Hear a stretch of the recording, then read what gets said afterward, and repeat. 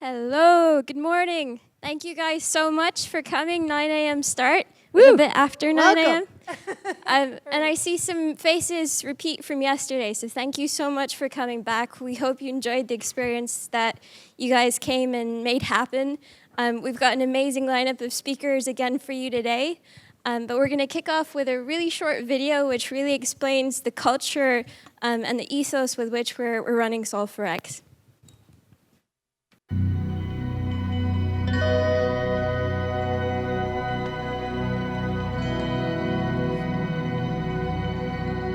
The actual moonshot is wonderful, inspirational, poetic, beautiful, involved great technical challenges, genuine heroism. It brought the world together. But think about the Polynesian islander on the dugout canoe, deciding one day they were going to go that way. No one had ever been that way before. No one even knew if there was anything that way before.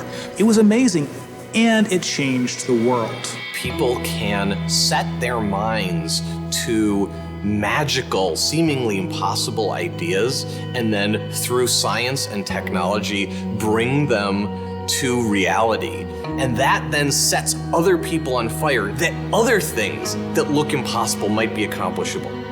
Many years ago, the great British explorer George Mallory, who was to die on Mount Everest, was asked why did he want to climb it. He said, because it is there. Everyone else in the world is working on that next 10%. If you can be the one that delivers that 10 times improvement, you have a chance to really change things. If you want cars to run at 50 miles per gallon, fine, you can retool your car a little bit. But if I tell you it has to run on a gallon of gas for 500 miles, you have to start over. You need a lot of courage in this work, and you need a lot of persistence. Even if you don't really 100% believe it's possible, like you might think this might be possible, have the courage to try. That's how the greatest things have happened. You don't spend your time being bothered that you can't teleport from here to Japan, because there's a part of you that thinks it's impossible. Moonshot thinking is choosing to be bothered by that. We choose to go to the moon in this decade and do the other things, not because they are easy, but because they are hard. Humanity's progress has been a series of amazing, audacious things, from the very small and personal up to the great, big, and grand. And we are a species of moonshots. And to me, that's like the really amazing, poetic, and inspirational thing. When you find your passion, you're unstoppable. You can make amazing things happen. It's been true through all of history. When Kennedy said that we would put a man on the moon, it's about the fact that he said, we don't know how to do this yet, and we're gonna do it anyway. And that sends chills up everybody's spine. Because if that happens, what couldn't we do?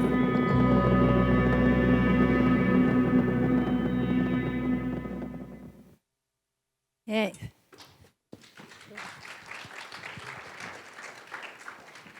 Thanks for coming. Solve for X is really about a community of amazing moonshot pioneers and all of us who help them. And sometimes we think about people, you know, the incredible things that have happened that get into the history books. When the people were in the middle of starting that stuff and trying to do that stuff, a lot of people didn't help them or didn't believe in them or, you know, sort of questioned their ideas. And so Solve for X is a place where we want to hear and give a stage to people who have incredible proposals that could make a major impact on our world in some way, and then help them. And so it's a really an interactive session, and we're going to go through it. So first off, there's this idea of tech moonshots. And we think of them as 3 parts, and we ask our speakers to kind of cover all 3. The first one is, what's the huge problem that you're trying to solve, or the big opportunity? And give us some details about that. The second part is, what's the breakthrough technology that might sound to us like science fiction, but you can show us a little bit about it and to explain how you're going to apply that. How are we going to use that in this new way? And what's the radical solution, meaning what kind of product or service or method could you use to actually scale this? So just as an example, some of our colleagues at Google X work on the self-driving car. And that's one where you might, you know, if you were pitching this, you would say, okay, literally billions of people are wasting hours in traffic in their lives.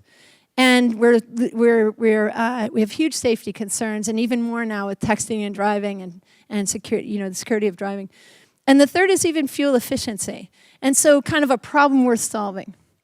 The breakthrough technology is, today, the level of mapping and real-time sensors and robotics etc., kind of on the edge where could a car actually drive itself in the current system, not special rails, not, so that's sort of the radical solution. Can we get it on there? And many of the early contests and stuff showed that was possible. That was the demo, and so now that team's trying to do it as well as others. So that's sort of how you would pitch that. So we've got 3 incredible teams that are going to talk about their ideas. And so we're going to go through that. Do you want to talk about kind of method? How we're gonna... Absolutely. So what you'll hear is a series of 3 10-minute proposals. The first proposal has a fantastic demo that we're really excited about, so that will go a little bit longer. It might fly around. And then what we're going to do, and the most important part of Solve for X, is the interactive brainstorming sessions that we do following these talks. So it's a chance for all of you to really, think about if you were to join this team, if you were to suddenly be a part of pushing this forward, thinking 2/3 yes and, it's a concept we borrowed from improv. What ideas, what resources, what connections might you be able to think of that can help accelerate the progress on this project? And then spend 1/3 of the time thinking about, yes, but what are the questions that you still have in your mind? What are some of the critique that maybe we haven't discussed or talked about in enough detail? And then we're going to get each of the teams to quickly come up after this 25-minute session of brainstorming and report out to the moonshot pioneers and everyone else in the room some of the findings that you guys have discussed in these groups. Yeah. So you might think I'm not going to know about that. But you'll find that at your table, there's going to be some people who know a lot and people who know nothing about what was just said. And both people will have fabulous ideas for these pioneers, and it really helps them. So without further ado, we'll get started. Our next speaker has come a very long way. He, 30-something hours flying, yesterday landing from Ethiopia with lots of struggling with the U.S. State Department to get his visa. So Michael, come on up. One of the biggest challenges we have is that all the kids on the edge, 50 million kids, have no access to any kind of learning because there's no schools, there's no teachers, and people around them didn't get access to learning, so they have no literacy and numeracy. And we kind of wait for the governments to solve this problem and build schools and do that, and it's just too slow. There's also about 500 million kids who have kind of bad school, where their teachers just don't show up or check each other in, or the teachers weren't ever trained properly.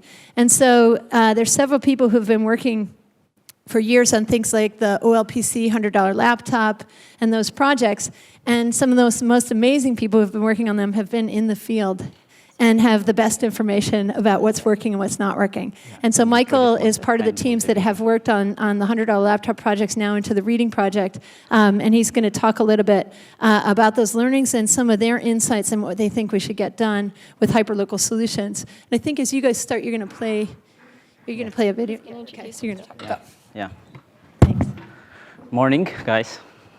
My name is Girma. I've been working on education for the last 8 years, and my 2.5 years of experience on the last years is really quite impressive when I start to work on global literacy reading research program, originally idea by Nicolas Negroponte and with MIT Media Lab. So let me take you to a small video, and we'll going through my presentation.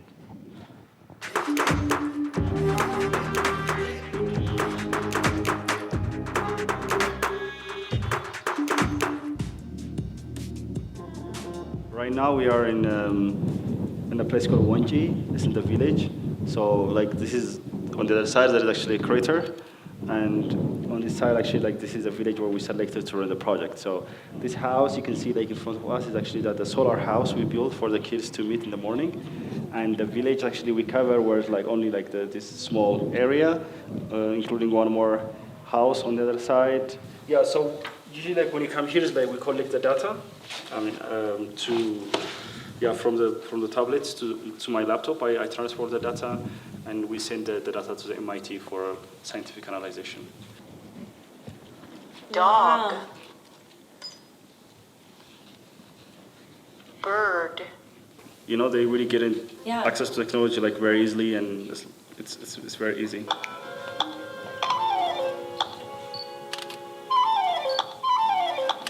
So now we're actually trying to do like storytelling that the kids themselves like generate the content. So they actually take the picture of like items they want to learn from, that kind of things, and then we build a story out of it. Taking the picture of people who take a picture of him. Yeah. So he's also one of my colleagues working on a global literacy program. So to start my presentation, there are around 250 million kids all over the world who don't have access to school. And around 793 million adults who cannot read and write. And 60% of them are women. So let's see why the kids don't go to school or can't go to school. So there are quite a few reasons why they are not going to school. So the first reason is the average distance from their school to their village is at least 2.5 hours.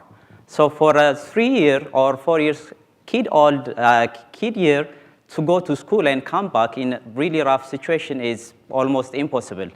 So the other thing is the people who's living around these rural areas are in the high socioeconomical problems. So they don't send their kids to school, but instead they want the kids to help them in housework and household works, in collecting wood for cooking and for firing, and fetching water from the rivers, which is always take a long distance to go and come back, and also the boys usually going with their cattle. So not only those reasons, but also the urban settlement and the geographical structure makes it really hard to give the health station, school, and other necessary things for the community. And apart from that, and one of the major problems is also environmental and health issue is, the environmental problem is a very big issue. So having all these listed ideas in mind, in February 2012, for the first time, we tried to deploy or drop off tablets in those two villages, Wench and Walenchiti. So what our first experience is having the idea of kids who don't have access to school can read and write by using technologies without no instruction, without no teacher. So there are really bunch of apps on the tablet, and we just give them and start to watch. Within 4 minutes, a kid by the name called Kalbesa, he turned it on the tablet for the first time, and he's really quite impressed. And he showed the other kids how did it, and it took less time than the first time, which the kids always share their experiences quite faster way. So after a week, we just go back and see how they are doing. And we're fascinated by the performance of the kids, which is really hard to believe those kids in a week or in the first 4 weeks did this kind of amazing performance. So we're quite impressed and start to do the research. And one of the interesting thing is we selected the age of between 4 to 10 because we want to focus on that age group. But those kids who are below that age and also above the age of 10, they are influenced by others. So they start to sing a song like ABCD in the community and playing games, which is on the tablet, and doing some really fancy stuff together with the kids. Yeah, so they are supporting their families. So the families are not complaining with the kids because this is a new thing and they're not more comfortable.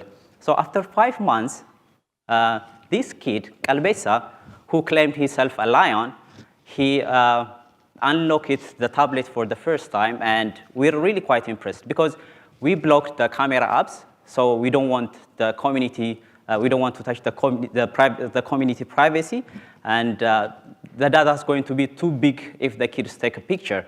So we blocked the camera apps, but he found out to unlock it and did it. So this is Kalbesa. the interesting part is maybe he just know it by simply randomly, but that's not true. Because like after a week, all the 41 kids know how to unlock it. So this is how it spreads. It's quite amazing. When you give them something which is relevant for them, it spreads in a quite fast way. And the other interesting part is they charge it once in a day. So they just use it wherever they go. But they save battery, and in the evening, they try to study with their parents. And also use the tablet light, the tablet power as a source of light in their house, because they don't have electricity. So they just work in the evening with their parents. So kids' confidence. So we just saw them in the first day, or in the first time when we give them, they are really quite shy. They are really quite shy. But after some times, they are really confident, especially when you're asking them some questions, they are confident to answer than being asked the question, because they're already just solving any problems by themselves rather than looking at others. So they are really confident. So after a year with one of scientists from Tufts University, we try to measure the kids if they are really reading, writing, and if they learn. So the result is quite impressive. At that time, they are in the level of kindergarten student. They read some words, they write some words, and it's promissory that they're going to do something in the future.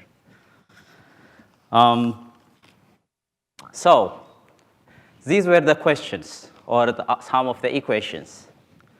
So most of the applications are not designed on the context of the local community. Rather, we just bring it from the shelf. So octopus, donkey, and ice cream. So they don't know octopus and ice cream. So they have got some visual problems, like when they see this. But when they see donkey, they are really quite fast and understand it well. So for this problem, we're trying to develop some apps based on the local context. So the other issue is some of the parents, few of the parents also not been happy with the kids. They don't believe that they are studying because it's a new thing. So this is also quite a little bit problem. So maybe to come to the conclusion, looking all these experiences and kids' effort to study, we just say like, okay, this is the time to do something. We can do something. So with my friend Marcos, we tried to sit down and think about what to do, and we just found out this Global Literacy Hub. It's a network of hubs which works on literacy. So we try to connect all African hubs to work on literacy, especially to design and develop local contents, so local problems with the local solutions. So our approach is a bottom-up approach, providing local solution for local problems. So the kids have skills, so they are the one who's going to solve their own problems after 5 years, 10 years. They don't look or expect someone to solve their own problems. So we're planning to design not only a tablet, but also some hardware also can be helpful for the kids in order to achieve the read and write. Yeah, so maybe one last thing. Ethics, skill, and critical thinking are the basic things which we're focused on. So we're trying to teach them those things and see them changing the world. Thank you very much.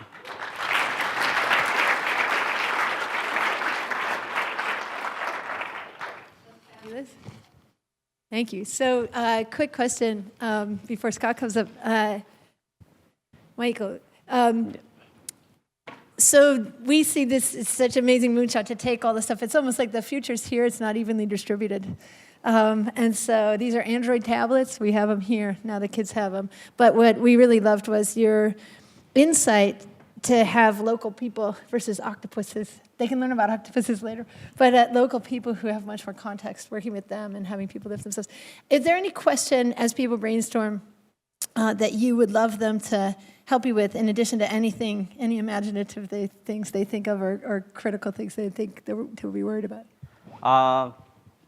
Well, I really don't have much things to say, but we have the solution. Our solution is in our hand.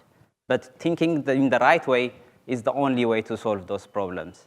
So, especially local solution in local context. As I told you in the beginning of my presentation, there is economical problem, there is environmental problem, there is health problem.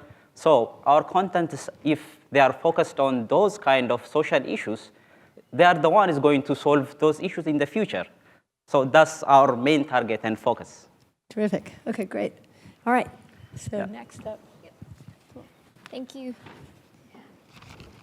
So I actually heard octopus in Ethiopian culture was supposed to represent demons or witches, so maybe that's not the best thing to be showing kids.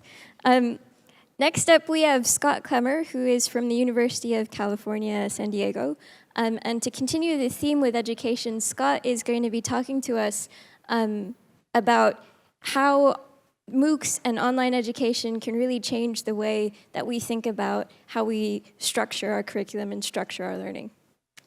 Good morning. It's great to be here. I had an amazing middle school math teacher, Mr. Frazier, and he told us that learning is teaching, and that the first person that you teach is yourself, and the second person that you teach is your friend.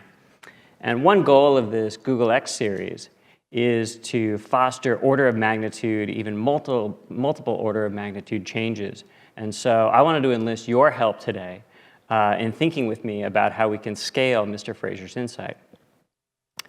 And in particular, I'd like to focus on doing this to learn creative skills. An increasing number of jobs are knowledge sector, creatively intensive jobs. And this is also a lot of what we do outside of work and in our own lives as well.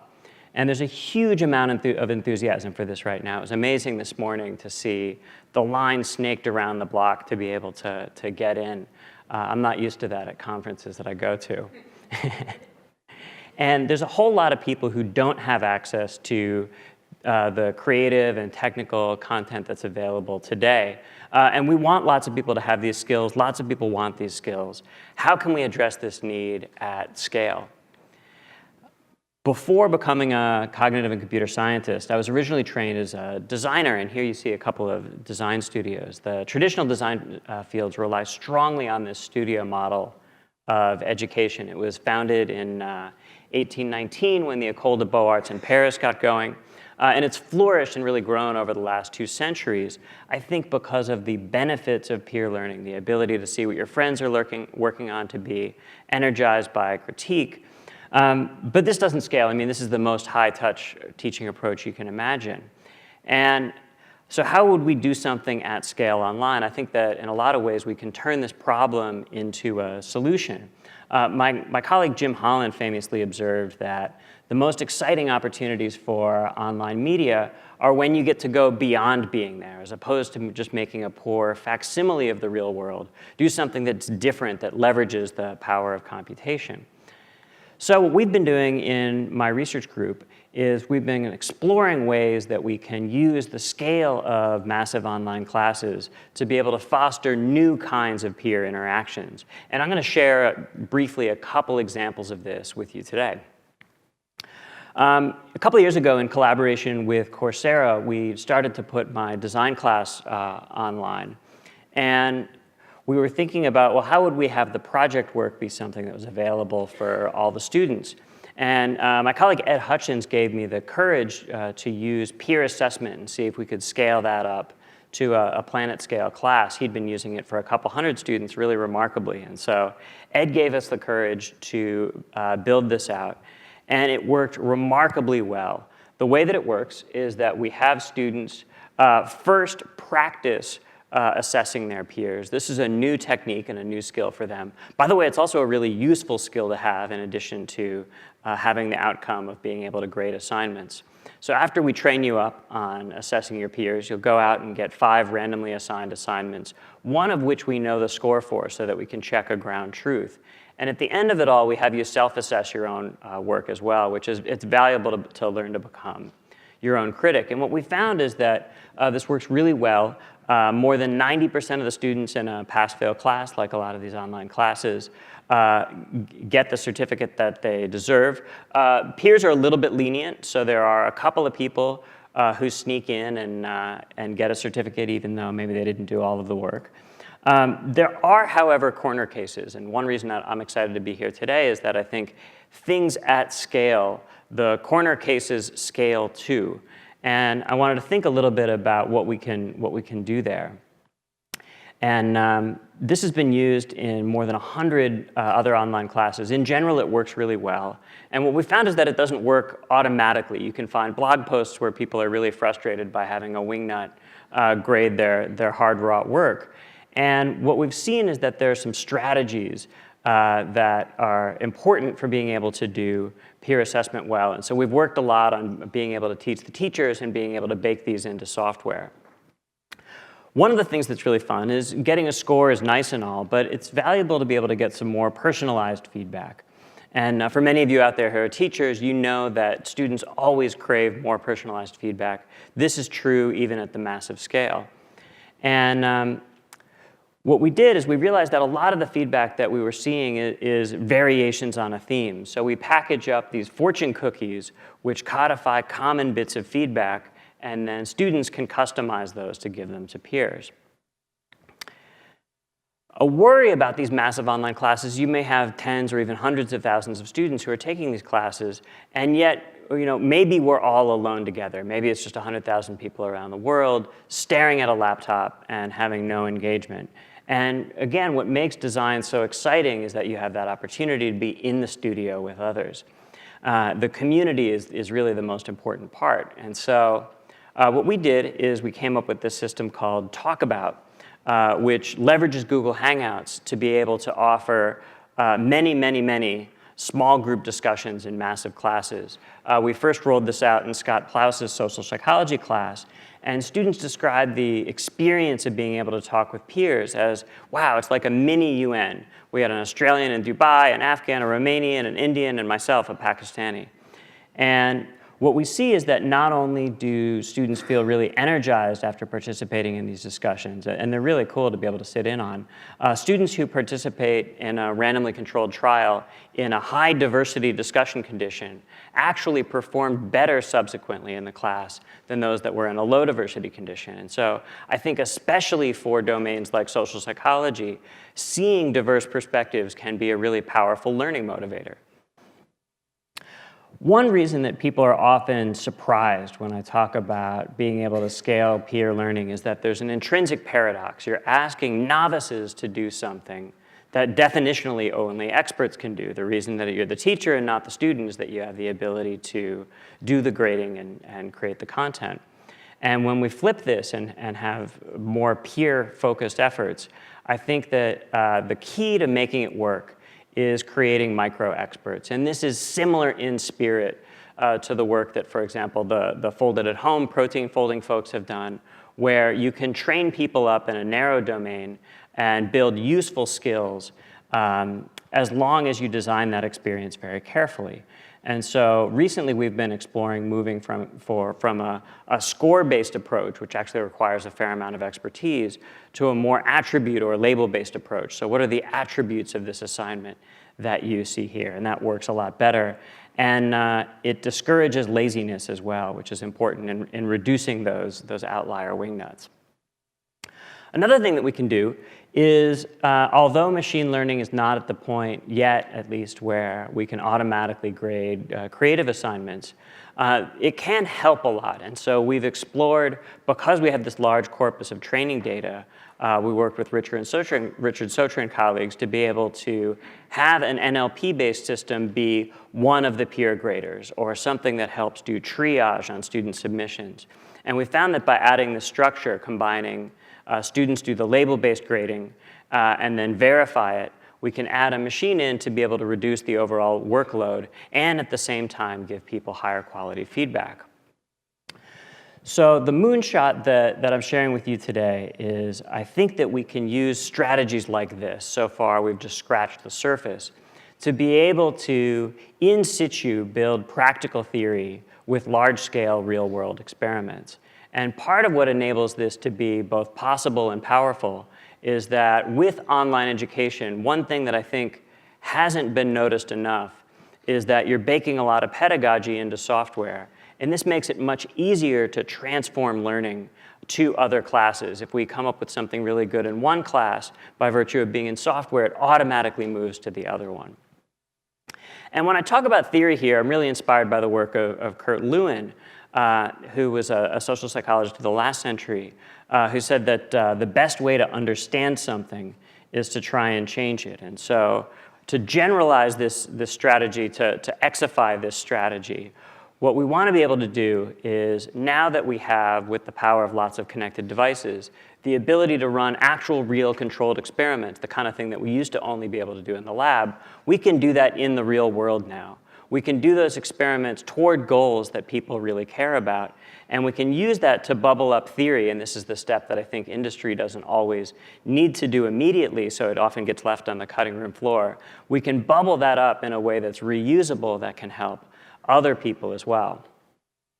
So what we can offer here in this is, we have some open source platforms at this URL here that have analytics and course materials and instructor resources as well. And your mission, if you choose to accept it, is to think with me today about how we might scale more personalized, mastery-oriented learning experiences to this new global community. I want to thank the ton of people who did all of this work. You can read more about it on my website or Twitter feed. And I hope that some of you will join the many students who are going to take the next run of the HCI class starting on June 30th. Thank you very much.